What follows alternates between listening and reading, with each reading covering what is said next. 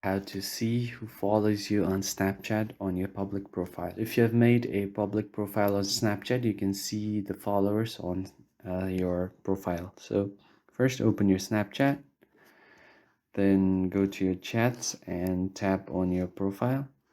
Once you enter your profile, you can view your public profile right there.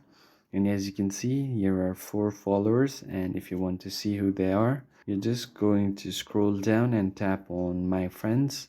So all of these friends on your friend list are going to be your followers by default. So the people on your friend list are the followers on your public account. Also make sure to check your add friends, and if you have any incoming requests, you can accept them and they will automatically be converted to your followers on your public account. So if your public profile has this many followers, that means all of them are your friends on your Snapchat.